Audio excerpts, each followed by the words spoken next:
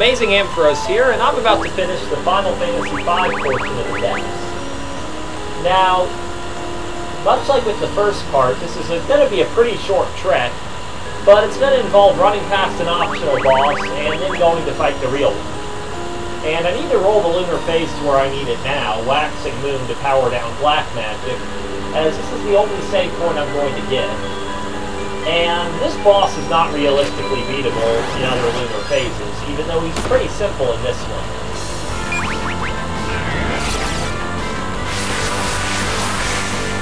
And the optional boss I'm going to be running by is usually known as Shinryu, but in this game they call him Lord Dragon for some reason. He's really, really hard. In fact, the very first thing he does in battle is Tidal Wave, which does about 4,000 damage to each character in your party, depending on their magic defense. As you can tell if you take a quick glance at my stats, that's not survivable for any character I have. I'm hoping that with all the resources and levels I get going forward, I'm going to be able to make Kane survive that. If not, well, I'm not entirely sure what I'm going to do. Other than pray real hard. And there are no encounters in this area, you're just supposed to solve a maze to get to Atomos. But the maze isn't too tough, and even if you go the wrong way, there are no encounters. And here we are. Now, this fight's really easy, but you have to be really precise.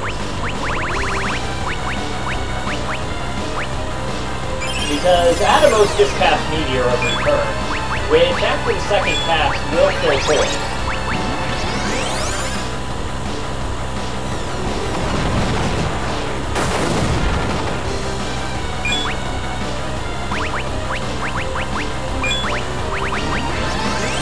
So I really have to input stuff at the absolute maximum speed, so I can get 2 Kiragas off after each meeting. So I can keep everyone in good health, and particularly prevent Forum, who, as you can see, doesn't survive Meteor by a very large margin of dying. Edge is just going to haste everyone up, and then we're going to go for the big all. Forum is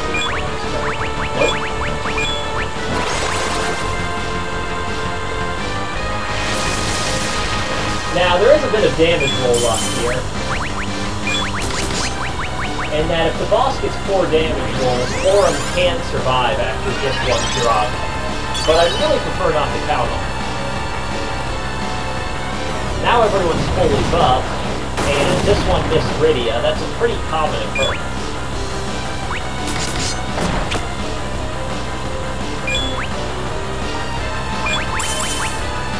And if Forum's healing ends up proving just plain insufficient, I always do have the option of having Rydia cast Ashura, but that's really unreliable. Having Golbez throw a high potion is another option there. Because with this Kiraga plus that high potion, I'm sure everyone's going to survive the next meeting. Even if Forum doesn't get a return, which I think there's a fair chance she won't.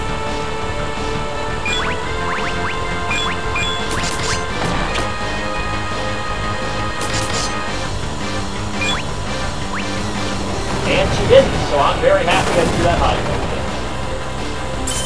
And that was a pretty low damage roll, so I'm in good shape.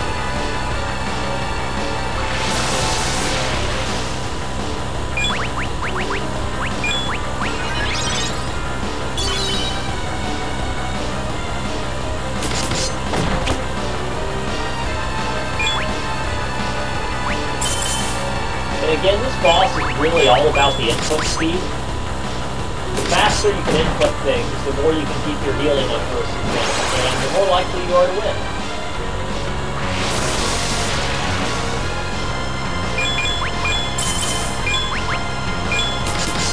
But I'm actually going to intentionally not use Forum's turn here, because I know this Meteor's coming, and I can Kiraga immediately in response.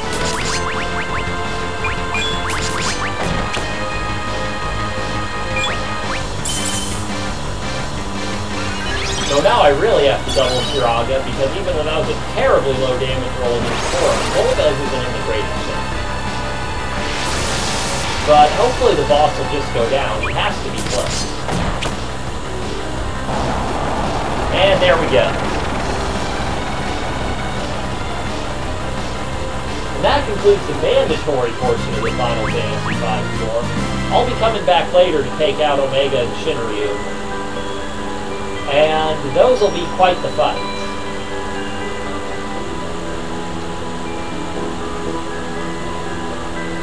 And this Robe of Lords here is Forum's best armor, so that's really nice to get.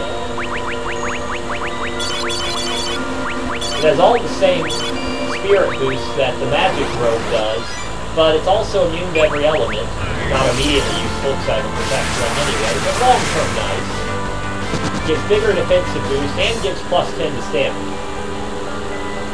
And before I take the save point, I'm actually going to step aside and take advantage of all the looting to be had on the Final Fantasy VI floor here.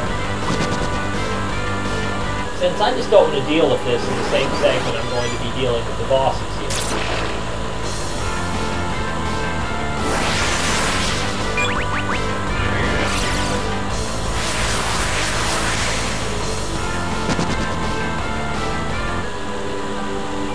And normally I'd stress that, but I have to stress that because I have a couple forced encounters in here.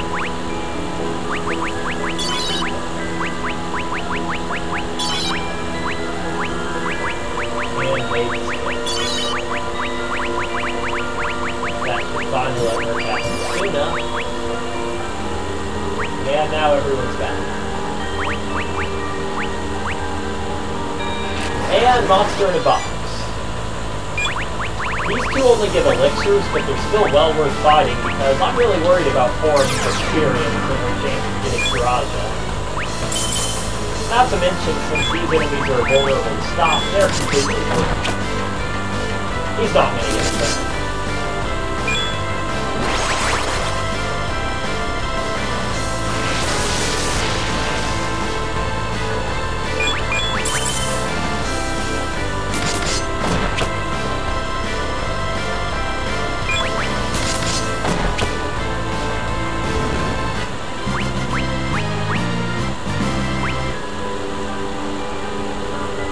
And on we go.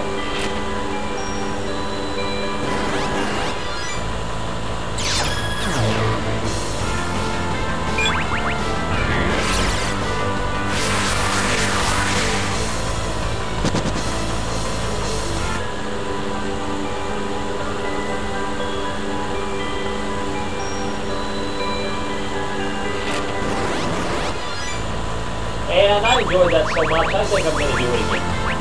There's only two of them, so don't worry, this doesn't actually crack off.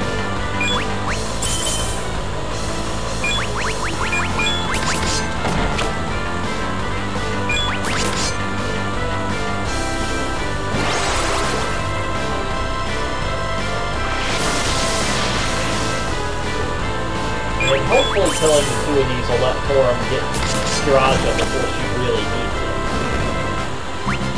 And two more elixirs certainly won't hurt my cause.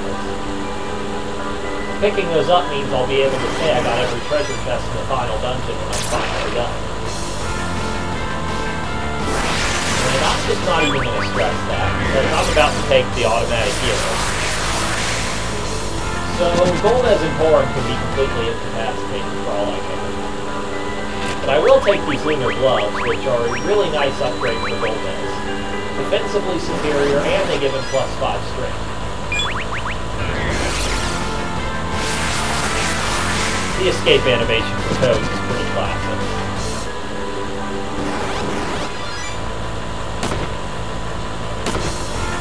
Yeah, Toad's not too likely to survive that.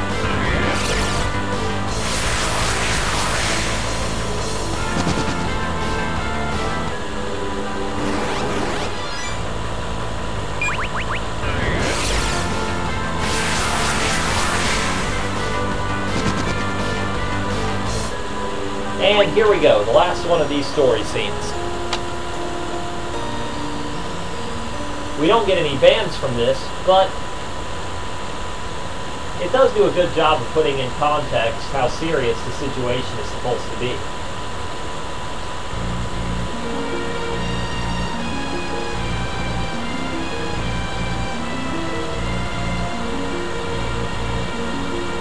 and I'll let you guys enjoy how Edward's subjects are apparently no more gallant than Edward, and I'll catch you next time when I take on the Final Fantasy VI bosses.